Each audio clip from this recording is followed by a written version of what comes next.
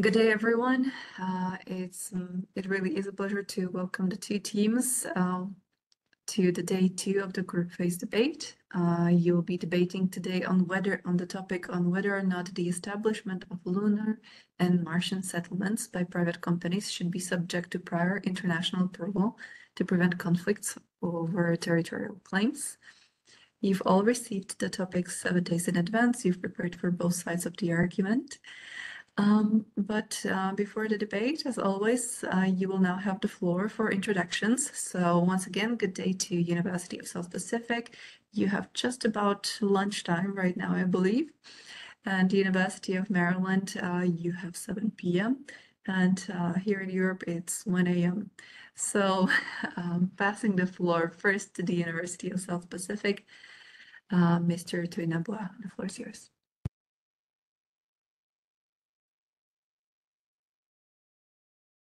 Thank you. Hello, everyone. My name is Samuel Akinambua. I am a third-year law student at the University of the South Pacific. I'm looking forward to this match and looking forward to hearing all the arguments that will be raised, especially by our opponent. Thank you. Thank you and welcome from University of Maryland, Mr. Hale.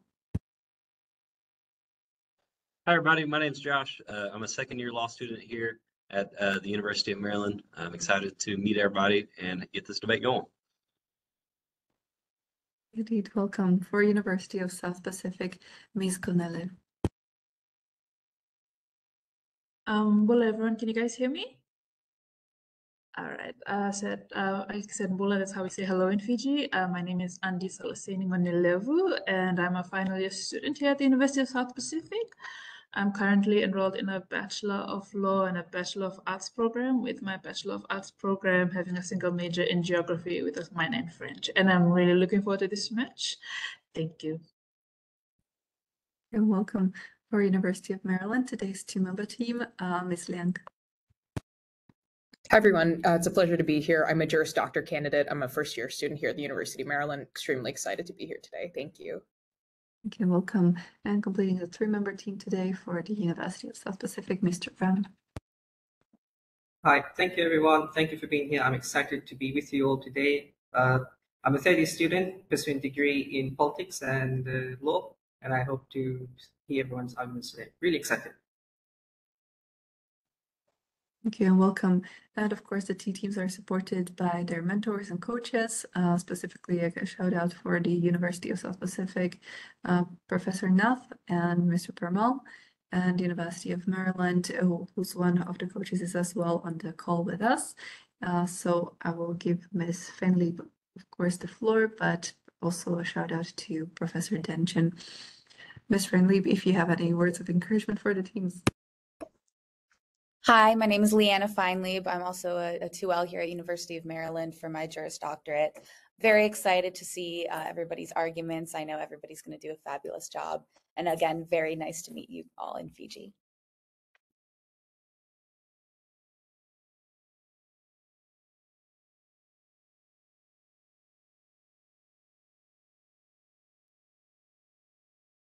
I think you're muted. I'm sorry, we can't hear. Sorry. Oh, yeah. Thank you. Apologies. So in a few seconds, you should be able to see a screen for the allocation of positions. Unfortunately, the technical issues prevail a little bit more today, so no flags. As always, there are 2 positions for each team, and in a short second, we should know.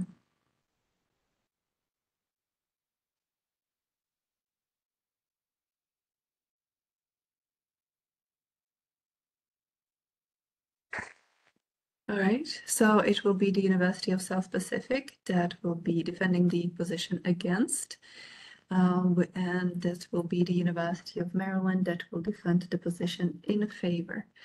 As always, you will now have 5 minutes to finalize your preparations, so feel free to close your cameras. Can I just as well get a confirmation that you can see the screen with the timer? Yes, perfect, thank you very much. So 5 minutes start now.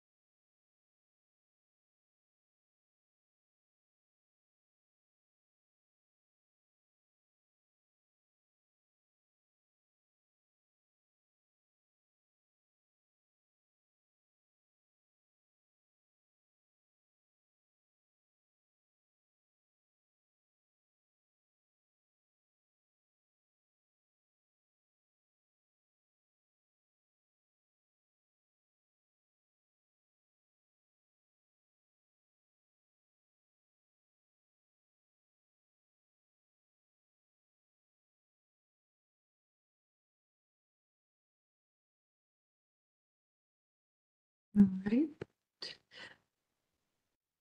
Thank you, everyone. The time for final preparation is now over. We'll be starting by hearing the opening statements, starting with the position in favor. You will now have 4 minutes whenever you're ready.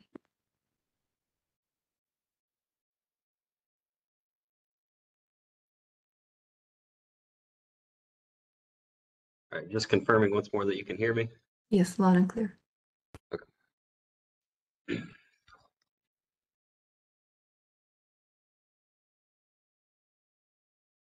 All right, I'll begin in 3, 2, 1.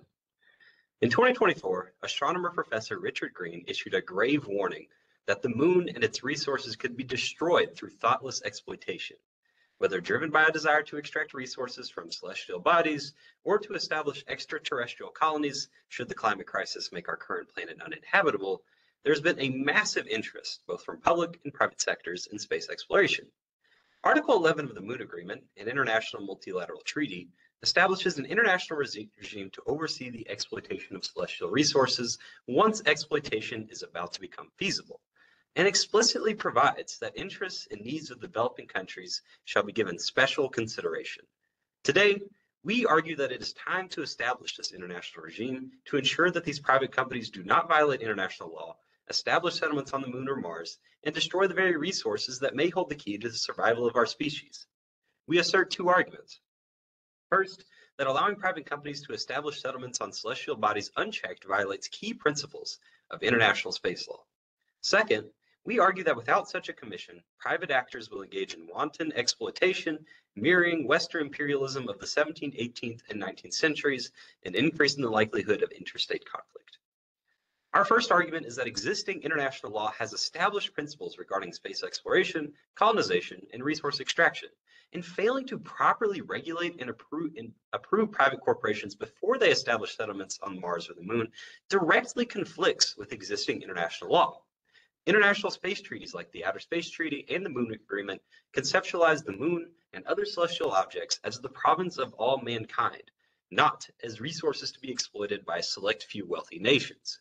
In an article for the International Journal of Space Politics and Policy, Naman Katwani compares space law to the law of the sea and explains how the principle of common heritage of mankind already exists within international space law. This principle ensures that no nation or entity can claim sovereignty over celestial bodies, that resources in space are managed collectively by the international community, and that benefits derived from space activities be distributed fairly. Allowing private corporations backed by their respective governments to establish settlements in space without international approval would completely contradict existing principles of international space law. Second, we argue that if left unchecked, private corporations will exploit the Moon, Mars, and other celestial bodies, worsening global inequality, depleting vital resources, and increasing the likelihood of conflict. As Dr. Chaitanya Giri noted in a 2022 article for the Center for International Government's Innovation, with numerous nations achieving ever-expanding access, each pursuing its own interest, geopolitics will evolve into astropolitics. It is possible that just as the new worlds became battlefields for European nations, near-Earth space, too, may become a theater of war. Without regulation, corporations like SpaceX and iSpace will become the 21st century equivalent to the Dutch East India Company, functioning as proxies for their governments.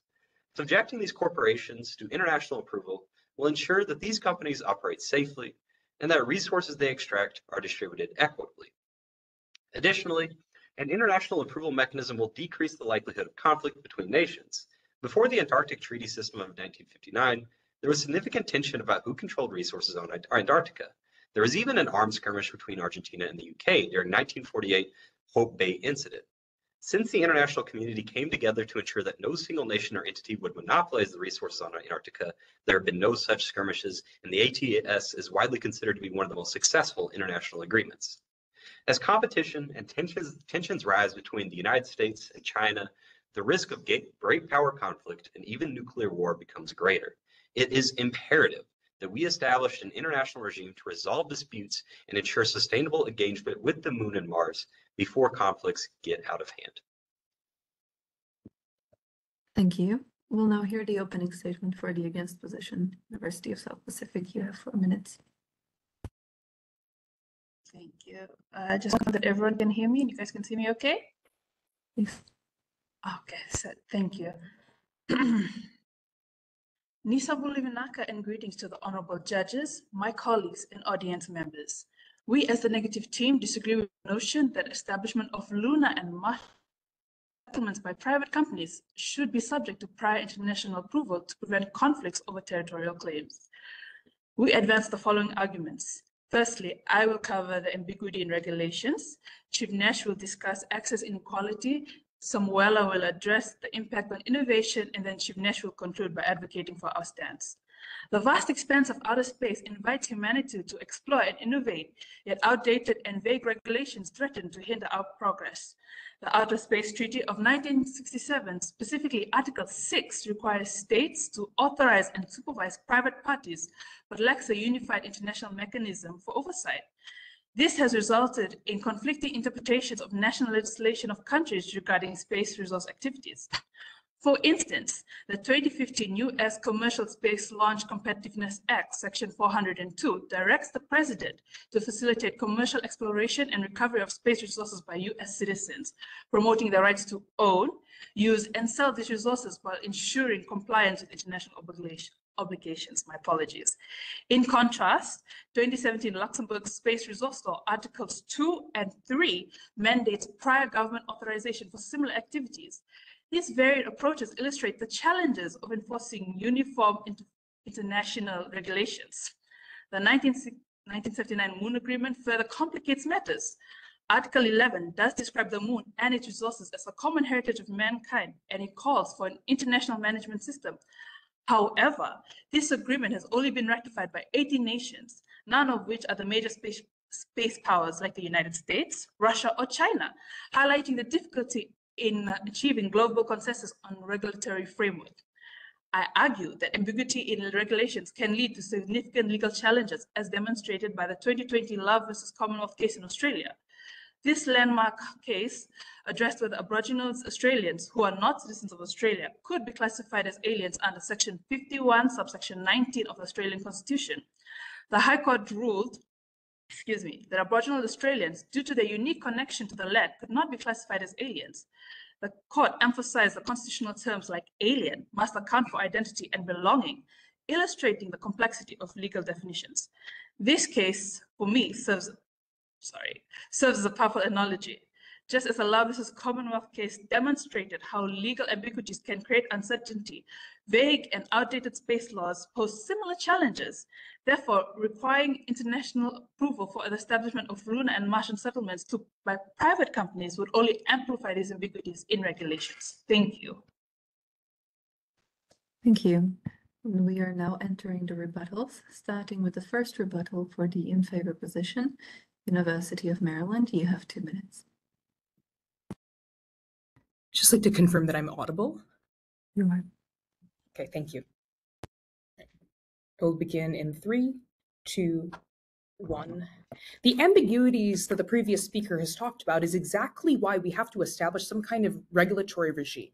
Now, I want to point to other case law. In 1927, a French ship and a Turkish ship collided in Grecian waters. The Turkish authorities arrested the French captain and exercised jurisdiction over an act committed outside of the nation's borders. This dispute was brought in the Permanent Court of International Justice, and that court found that Turkey, by arresting the French captain, was not in violation of international law because there was not a clear and explicit prohibition of the prosecution. We agree on the proposition that ambiguities are bad, but the case law is clear. This principle, the Lotus Principle, means that absent pre-existing customary law or convention, states may exercise jurisdiction outside of their territory. What does this mean? This means that in the case of astropolitics and this new burgeoning space race that my colleague has described to you, it is imperative that we establish international laws that are clear and specific, limiting private companies from unadulterated exploitation that my colleague Mr. Hale describes to you in the past. Now, how can we clarify these ambiguities? We can point to the the Antarctic Treaty that occurred after the Hope Bay incident that Mr. Hale mentioned.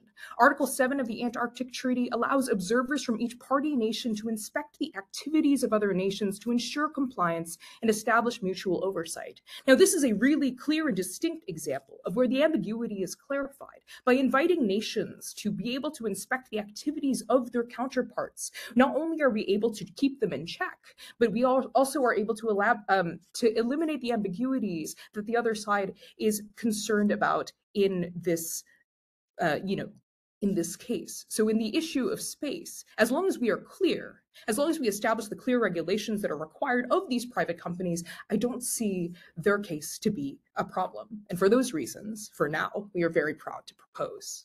Thank you.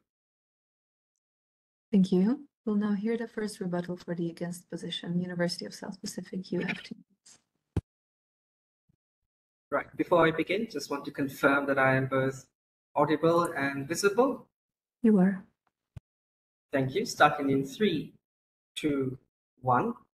Honorable judges, esteemed colleagues, and the opposing team. To begin with, I commend the opposing team for their opening stance. However, we respectfully submit that requiring prior international approval for private lunar and Marshall settlements would stifle competition, create inequality, and hinder innovation. It would place space development into the hands of bureaucrats rather than visionaries. First, an international approval process creates inequality. It favors large corporations and wealthy nations, sidelining smaller entities. The regulation of deep-sea mining under UNCLOS has already shown this bias, where only well-funded countries benefit from developing states. Space must not become another example of economic exclusion. The Outer Space Treaty of 1967 does not prohibit private actors from settling or utilizing extraterrestrial resources. Article 6 requires states to oversee companies, but nowhere does it mandate that international pre-approval is necessary. This means private companies are free to innovate under national law, just as aviation and deep sea exploration were pioneered without prior UN approval.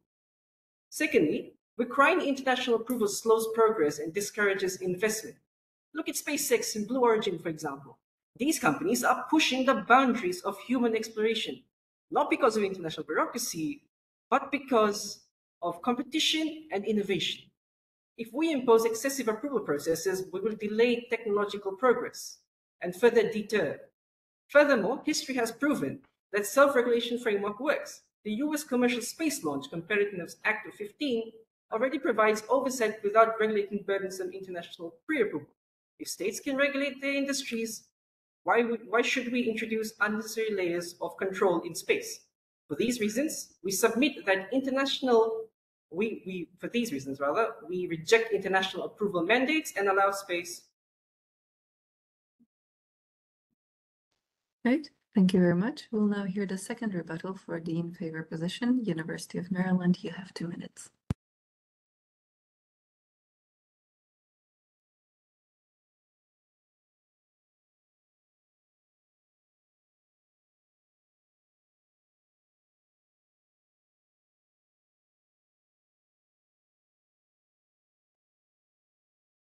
Okay, can you hear me?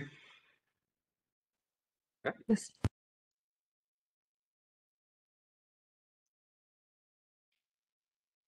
All right, I'll begin in 3, 2, 1. Today, our opponents talk about how international law will increase inequality in space and hinder progress. But judges, there's no real warrant for believing this. In fact, if anything, an international regime that governs how private companies interact with the moon and Mars is the only way to ensure there aren't such inequalities in space law. Judges, they talk about companies like SpaceX right now. As we talked about in our first speech, these companies function as the Dutch East India Company did during original colonization. These companies are heavily intertwined with their state sponsors. The United States, of course, funds SpaceX heavily. It's heavily involved in our defense industry. If you actually want developing nations to be able to access the economic benefits that come from resource extraction in space, we need an international regime that ensures the voices of all countries are incorporated. Without such a regime, the space exploration and extraction will be left to those wealthy powers. The developing world will be excluded. Judges, only by including these nations in the input process, in the authorization process, can we ensure equality. They say that it stifles innovations, but the potential benefits of reducing inequality and, of course, creating sustainable extraction of the moon and Mars absolutely outweigh any slight hindering of progress. As we talked about in our first speech, there is scientists see a great risk in wanton exploitation of the moon's resources. The moon does not have infinite resources. Determining a sustainable and effective way is the only path forward and most effective. And at the end of the day, judges, our opponents still have failed to address the issue of conflict. As we talked about with the Antarctic Treaty, before there was such a treaty, skirmishes happened, and in today's world of nuclear weapons, such risks for conflict are simply unacceptable. They discussed exploration of the sea and land that was unregulated. Well, that entailed massively violent and destructive conflicts. It's imperative we don't bring those to space. Thank you. Now to hear the second rebuttal for the against position, University of South Pacific, you have 2 minutes.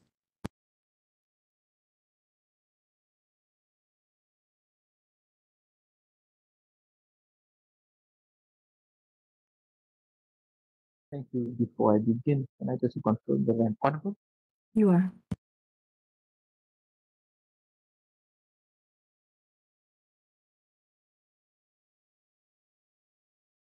For judges and audience, we thank our opponents for the arguments they've raised. However, there's a certain point we'd like to um, uh, argue on. That is the use of the Moon Agreement by the introductory speaker. As mentioned by our introductory speaker, the Moon Agreement is ratified by major spacefaring nations such as Russia, USA, and China. So we really question the enforceability of the Moon Agreement within the arguments. Furthermore, mandating international approval for private space ventures risks bureaucratic risks and delays, deterring investment, and impeding technological progress. Space's open access nature fosters competition and innovation, driven more effectively by agile private firms. Excessive oversight can stifle the responsiveness to emerging opportunities, hindering the rapid development of critical exploration technologies. Balancing flexibility with accountability ensures progress while protecting shared interests. Moreover, excessive regulation might lead to overregulation, discouraging companies from pursuing ambitious space projects. The situation between the International Seabed Authority, ISA, and now illustrates this. A 2023 report in the European Journal of International Law notes that UNCLOS designates the deep seabed as the common heritage of mankind and requires ISA approval for resource extraction. Now argues that ISA's slow consensus-driven bureaucracy has delayed deep-sea mining projects for decades, stifling investment and innovation. They've pushed for faster approvals, citing these delays as barriers to sustainable underwater technologies, paralleling risks to space innovation. Now, law scholar Professor Richard B. Stewart notes that global regulatory regimes often favor dominant states and economic actors, while regimes protecting weaker groups are less effective. Dominant actors benefit disproportionately from international cooperation, while weaker groups face deprivation and harm. Thank you. Thank you. We'll now start to hear the concluding statements, starting with the position in favor. University of Maryland, you have 2 minutes.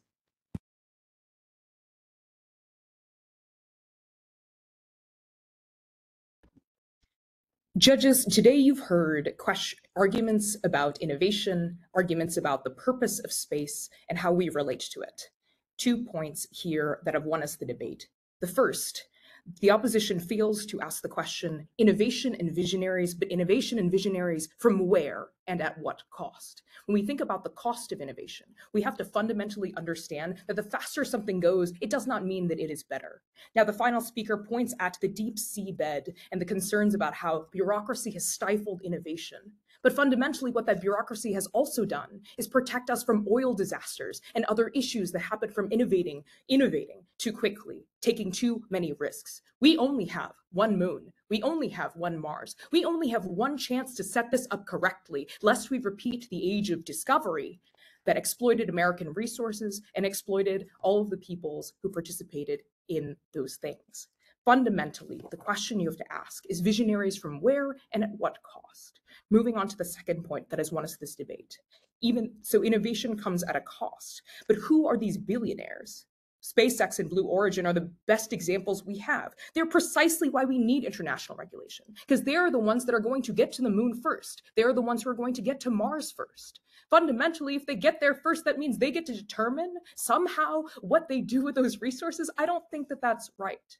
So we on Side Proposition believe that the best way to address these issues is that we establish some kind of international approval to prevent conflicts over territorial claims. They say that this comes at the risk of innovation, but even the Antarctic Treaty mandates that countries collaborate. We can have both accountability in our world as well as innovation. We don't have to necessarily have the harms that they dictate there. But fundamentally, if we are going to bite that harm, we have to understand that we would much rather a peaceful world, a peaceful astropolitical regime that is internationally governed in a democratic way, rather than one where exploitation runs amok. Thank you. Thank you. We'll now hear the concluding statements for the against position. University of South Pacific, you have 2 minutes. Thank you. Starting in 3, 2, 1. Judges, throughout this debate, we have shown that requiring prior international approval for private lunar and Martian settlements would hinder rather than help space exploration. The idea of strict oversight is impractical, restrictive, and favors dominant powers at the expense of innovation and fair competition. First, ambiguity in international regulation creates more problems than solutions. Take the 1967 Outer Space Treaty. It lacks clear mechanisms for regulating private claims, and the Moon Agreement of 1979, which attempted to impose international governance, but was widely rejected by major space powers. Nations have already developed their own legal frameworks, such as the US Commercial Space Launch Competitiveness Act of 2015, and even Luxembourg's Space Resources Law of 2017. This demonstrates that international pre-approval is unnecessary. Second, international approval would also reinforce inequality in access. History shows that regulatory bodies often serve the interests of powerful nations and corporations, while smaller states and emerging companies struggle against bureaucratic barriers. And, as Professor Richard B. Stewart argues, dominant actors shape international rules to their advantage, leaving others behind. If we want, or if we argue or require international approval, we hand control over space to the wealthiest nations and corporations, which further limits our opportunities. Third, excessive regulation stifles innovation and delays progress. Space exploration is driven by private companies like SpaceX and Blue Origin, which have thrived under competitive markets, rather than international bureaucracy. The International Seabed Authority under UNCLOS has stalled deep-sea mining projects for decades. Why? Because of slow approvals. This creates bottlenecks rather than solutions. Honorable judges, space should not be trapped by outdated, inefficient, and biased approval processes. For opportunity over restriction, innovation over stagnation, and progress over bureaucracy, we reject prior international approval. Thank you. Thank you. Thank you. Thank you to both teams for your submissions. You can now all relax. You're no longer graded after this part. I see. It made quite a few happy. All right. So since we are not currently live and we don't have judges with us, but they will be watching the recordings. So once the recording is shared with them, they will have 2 business days to review and submit their scoring cards. Once they do, you'll receive the confirmed results as soon as possible. And afterwards, this will be shared on LinkedIn together with the new link to the match. As always, we'll just take a little bit of time now to do a short round of feedback with all of you. And first, passing the floor to University of South Pacific. Perhaps, Mr. Ram, you've just finished talking, but perhaps you can take the first baton for the review. How was the topic, the research, and did you do a different approach from day one? Yeah. Hi, thanks. Well, it's really exciting. This debate topic was exciting than our previous one. Our research was similarly aligned to the opposing teams, but we had to frame it on the against side. So it's been nice. All right, for University of Maryland, the same question, Ms. Liang. I think similarly, we really enjoyed this topic. Like, I think a lot of us think about space very frequently, especially now that Elon Musk is running our government. So that's been pretty interesting. Yeah, we similarly, like, the question that we had wasn't whether or not exploitation would occur, it was about the framing of it. And I think we had a really fun time sort of creatively constructing our proposition side argument as well. Well, thank you for sharing. Ms. Gonelevo for University of South Pacific, how was it for the preparation for the two sides of the argument? Do you already have a process set up for your team? Well, for us, because we're trying to do full load, we do the best we can, because it's not easy. A process for us, kind of going with the flow. We're really going with the flow, and I'm not really sure. I'm sorry, I'm kind of nervous. This is way more nerve-wracking for some reason than the other bit. But yeah, for us, we're going with the flow. This is a very interesting topic because space law is not taught at the School of Law here in the University of South Pacific. So we really had to dig into so many like sources, like the treaties, the journals, and whatnot. So we're really glad. Does that make sense? I'm not really sure. Thank you. Yeah, thank you for sharing. It really can be nerve-wracking, but really well done to the both teams and for using also existing legal concepts for your debate. So that was really admirable. But alas, that's all I can say from the organizing side. For University of Maryland, Mr. Hale, how was it for your team? Do you already have a process set up for the back and forth preparation for the two sides?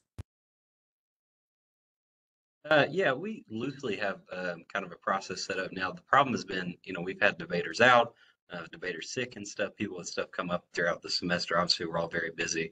So it definitely is a lot of going with the flow, even as much as you try to kind of set up. We set deadlines for when we'd have the speeches written. The deadlines passed. There were no speeches. So, we did the best we could given our busy schedules as students also. But yeah, it was a very interesting topic. I think we really enjoyed this one. Please, thank you for sharing. And for University of South Pacific, Mr. Tunabua, how was the debate for you? And perhaps anything you could add to the previous 2 points by your teammates? Thank you. I enjoyed the experience. I love listening to all the points that were raised, especially by our opponents. As mentioned by my friend Salah, this is a really new topic for us. We don't really have much resources on space law. We don't really have anything on space law here, but it was really fun and interesting, going in deep into the research, finding and kind of connecting all these new concepts to all what we've learned on, international law and all these other courses. So I enjoyed the experience, and I enjoyed listening to the points raised by the University of Maryland. Thank you so much, guys. All right, well, thank you for sharing. And just perhaps a bit general question for the teams. So I will not ask specific names, but you can perhaps just jump in. In the course of your preparation, since this is already day 2, did you look up the previous match of your opponents today, or perhaps some other debaters from the day 1, or already perhaps some day 2 matches? Perhaps starting with the University of Maryland. We didn't watch any of our opponents from this tournament, but we actually did, some of the rounds from previous year's tournaments. So we did see a University of South Pacific match, and y'all were terrific as always. And so that was kind of how we familiarized with the experience. But we didn't do too much opponent-specific scouting, so maybe we need that in the future. But yeah, that was kind of our process. All right, same question, University of South Pacific. For us, we just looked at our previous match just to see where we were going wrong, because our coaches had made us watch the match and they had made us highlight like what were each other's flaws. And we did watch other matches just to get a flow of the debate competition, because for all 3 of us, yeah, this is the first time we're partaking in such a global law debate competition. So that's about it. Thank you. Well, Thank you very much for sharing. And then perhaps a bit more on your student life, just in general a question. Are you familiar with each other's universities before you had this match?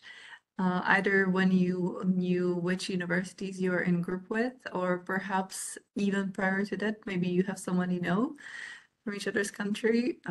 Perhaps starting with the University of South Pacific. Did you know University of Maryland prior to the debate? Not the students in particular, but just in general. Honestly, I would say no. I'm very sorry, guys. I don't mean to offend you, but honestly, it's the truth. Because like, there's so many universities in the U.S., and you know, we always hear the popular ones here in the Pacific. Oh, Oxford, Yale, and all that. I mean, sorry, Harvard. My bad. Please. So, not really. But when we found out that we were going against, we were kind of worried. I'll be honest. Because like my friend has said, Samuela, we do not have anything in space. The US is one of the major like players. So, but otherwise, yeah, that's about it.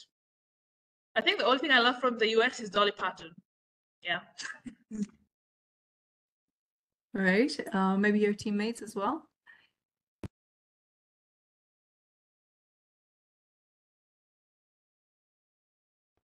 Yeah, it's just been exciting. It's been quite. Yeah, so we weren't very familiar with the University of South Pacific. I had heard of it before because of also the Philip C. Jessup International Moot Court Competition. Just, you know, general familiarity with some other law schools and universities that do law around the world. But in terms of specifically knowing anything about your institution, no, we did not. But we did take a look at you guys' website. We also did look at the location on Google Maps, and we're looking around to see what there is to do in the area. That looks to be some beautiful waterfalls. So really, really enjoyed learning about you all as well.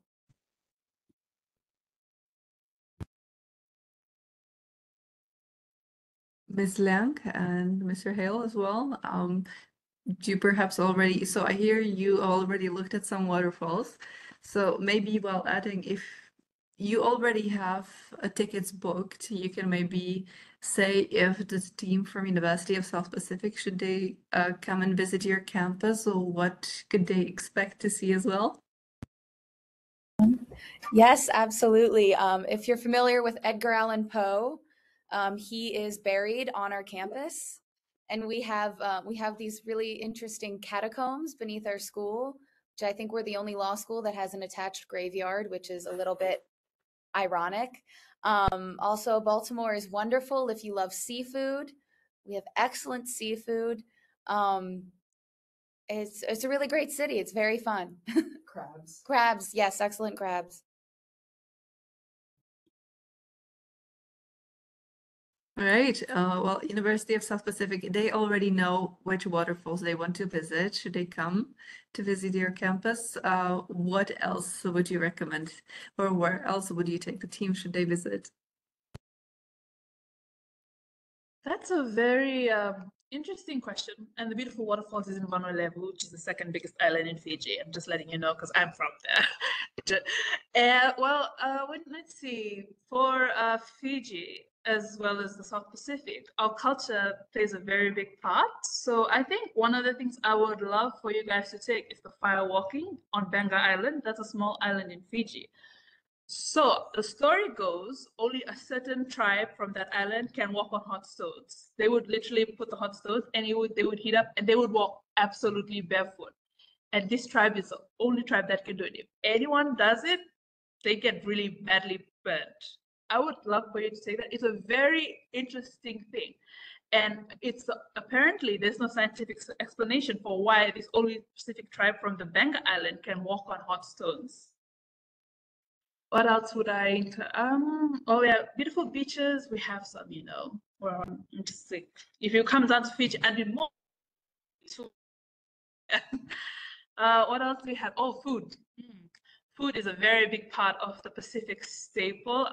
For the Fiji, we have kokonda, which is raw fish in coconut milk, and you put a bit of lemon and chili, and it just goes well.